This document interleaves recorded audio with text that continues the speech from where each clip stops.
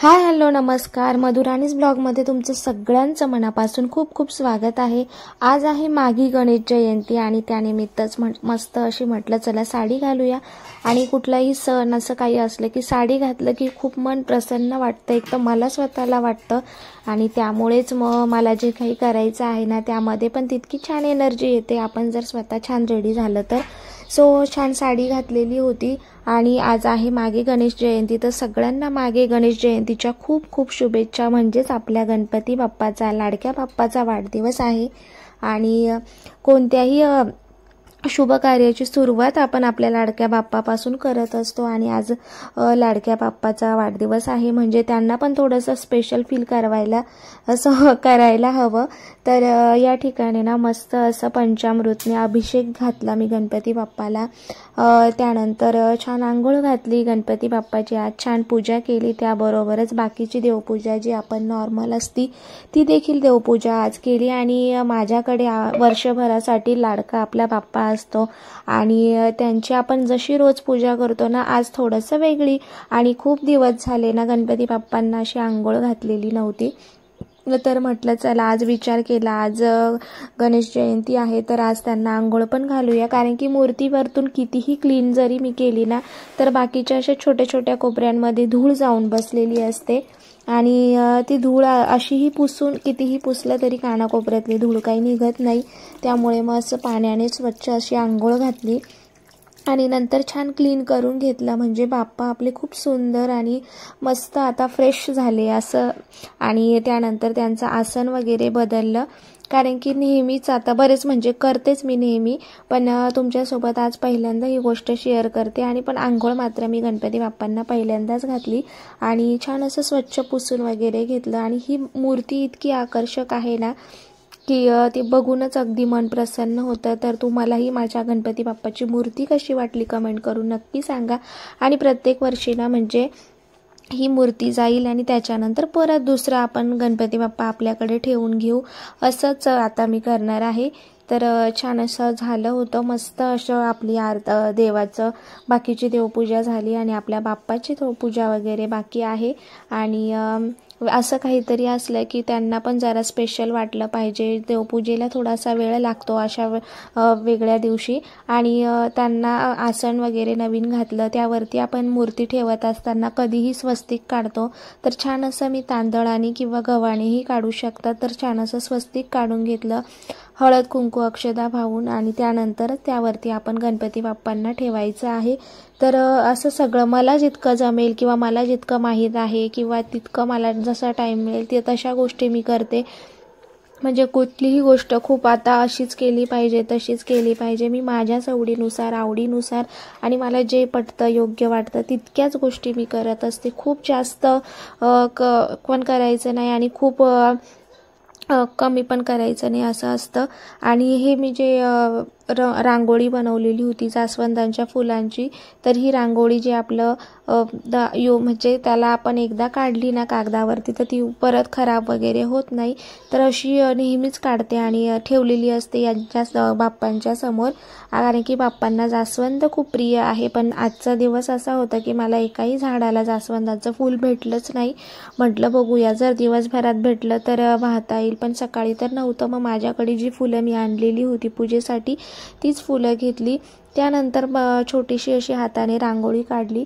आणि रांगोळी काढायला मला खूप आवडतं आणि तुम्ही इतक्या व्हिडिओजमध्ये बघितलंच असेल, तर बघू शकतात आपला देवारा आहे त्यांच्यासमोर पण आणि बाप्पासमोर पण छान अशी रांगोळी काढून रोजची माझी जी नॉर्मल देवपूजा आहे ती पूजा करून घेतली, गणपती बाप्पाची आरती म्हणते। आणि या दिवशी ना गणपती अथर्व शीर्ष म्हणायला हवं, जर तुमच्याकडं असेल तर म्हणा, जसं मला माहिती झालं होतं म्हणून मग मी ते म्हटलं। तर अशा पद्धतीने आजची पूजा झाली आणि तुम्ही व्हिडिओ शेवटपर्यंत बघत राहा।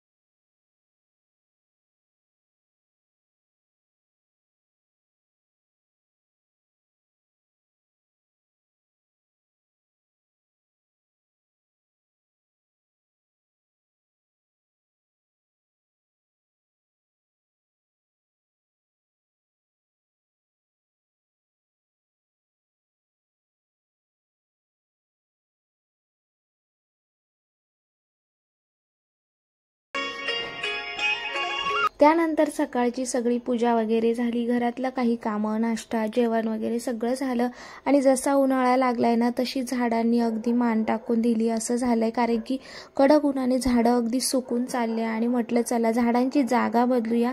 आणि जिथं मी झाडं ठेवली आहे तिथं मोजून 2 तास म्हणजे 9 ते 11, 11:30 अशापर्यंत ऊन येतं आणि तेवढ्याच उन्हामध्ये एवढं कडक ऊन आहे ना की अगदी काही झाडं जळून जायला लागली. आणि म्हटलं आता मला झाडांची जागा बदलली नाही तर इतके दिवस जे आपण झाडांसाठी मेहनत केली ती पूर्ण वाया जाईल, पूर्ण झाडं खराब होतील. आणि बघू शकतात हे माझ्याकडे जे आपलं मॉपचं असतं त्यामध्येच मी हा मनी प्लांट लावला होता आणि इतका छान हिवाळ्यामध्ये ग्रो झाला, त्याने देखील अगदी मान टाकून दिली. आणि हे प्लास्टिक तर पूर्ण खराबच झालं, म्हणजे अगदी मला उचलताही येत नव्हतं, इतके त्याचे तुकडे व्हायला लागले उन्हाने. सो म्हटलं आता हे जे मनी प्लांट आहे ना त्याला मी हँगिंगवालंच बनवते, म्हणजे थोडीशी जागाही कमी होईल आणि जितकं सावलीत मला आता झाडं कमी ठेवता येतील ना तितका आता प्रयत्न करावा लागेल.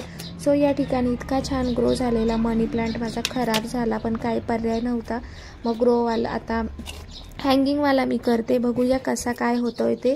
तर बरणीमध्ये मी अशा पद्धतीने जी माती त्यातली होती ना तीच माती या ठिकाणी त्याला होती त्यात घातली. त्या बरणीला छान असे होल पाडलेले आहेत आणि सगळ्या बाजूने ना कटिंग्स करून त्या मनी प्लांटची ती अशा पद्धतीने लावून देते की जेणेकरून त्यामध्ये मला पाणी पण घालता येईल आणि ती छान ग्रो होतील.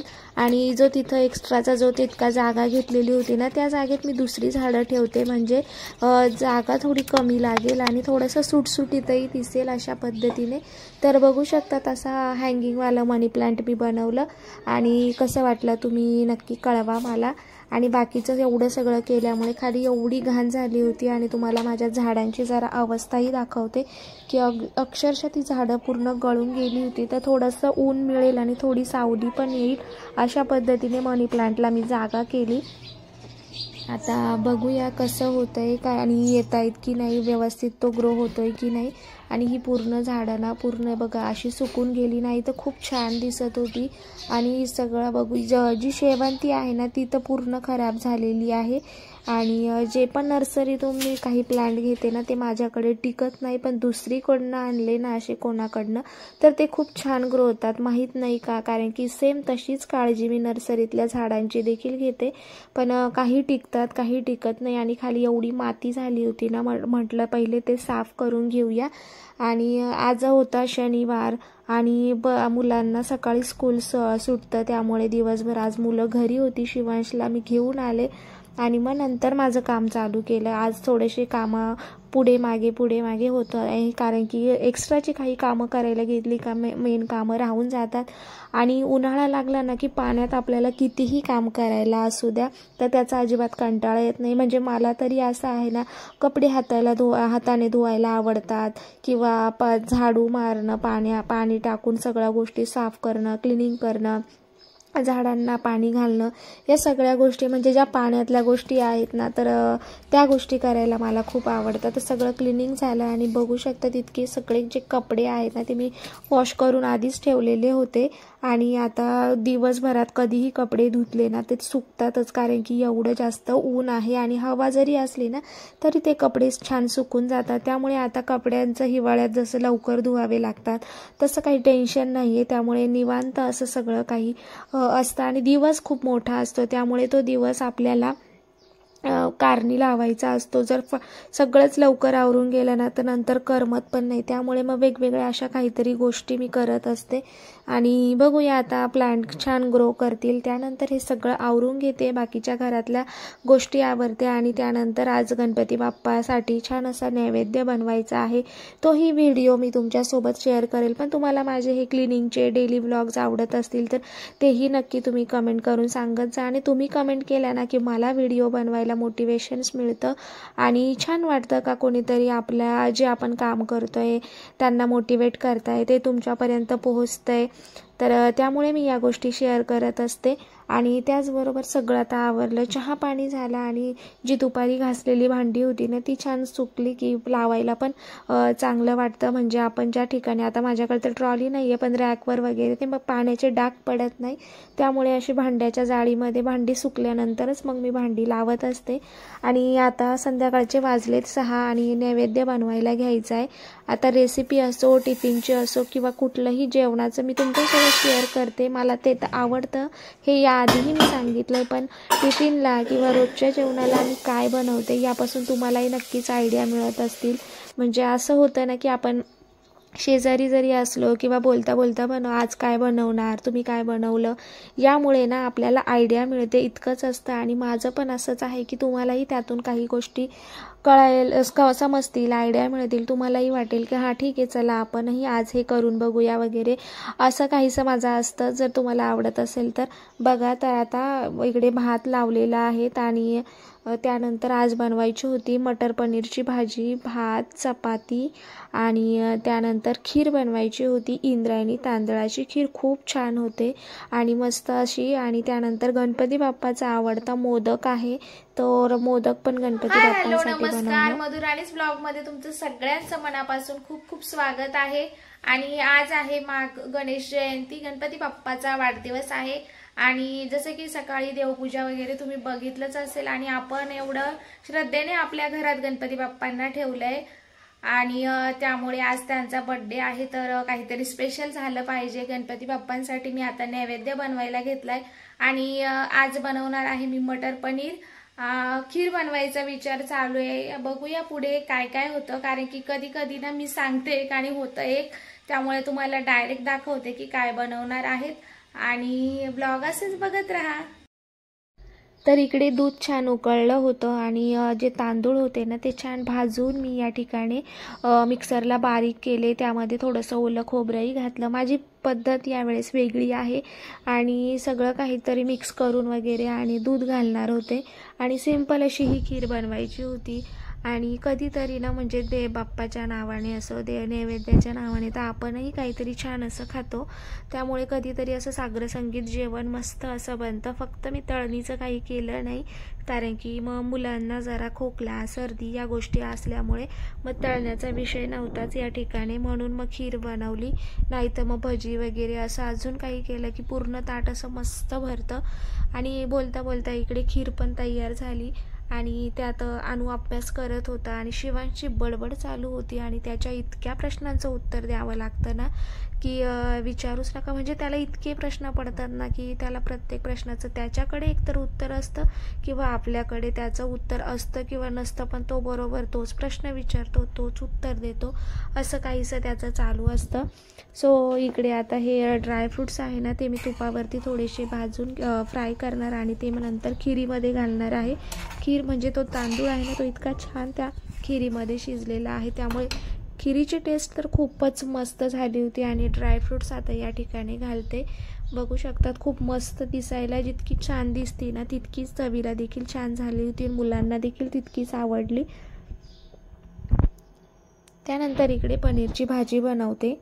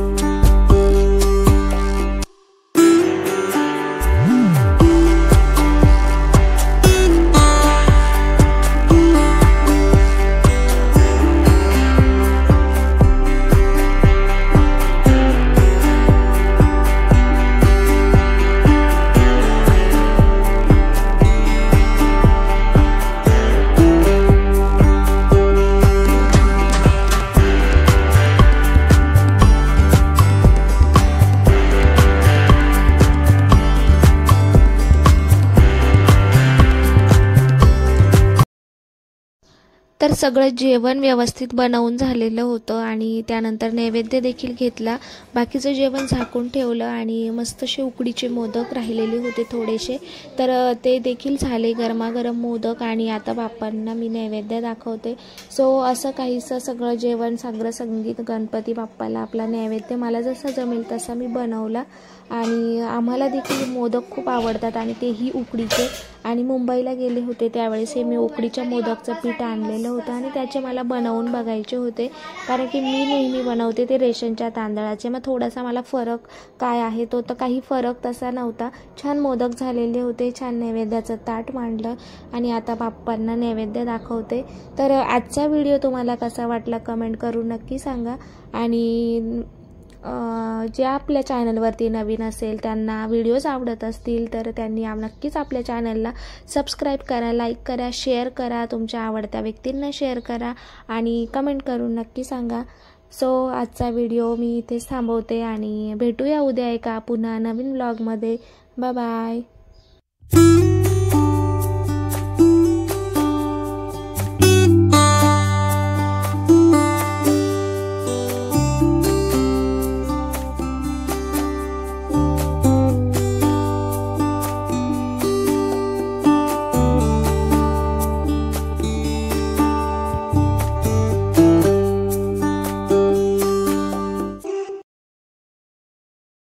कृपा जयाची सर्वांगी सुंदर उठशेंदुराची कंठी झळके माळ मुक्ता फळाची. जय देव जय देव जय मंगलमूर्ती दर्शन माझे मन कामना पूर्ती. जय देव जय देव रत्न खचित परात जडोरी कुमरा चंदनाची उटी कुंकुम केशोरा हिरे जडित मुकुट शोभतो बरा झुंझुंतीनो पुरे चरणी नागरिया.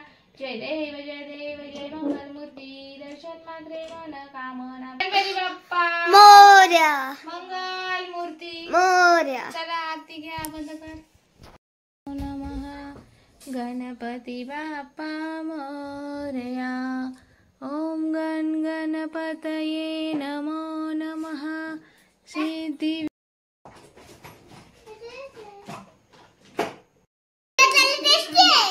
टेस्टी आहे का?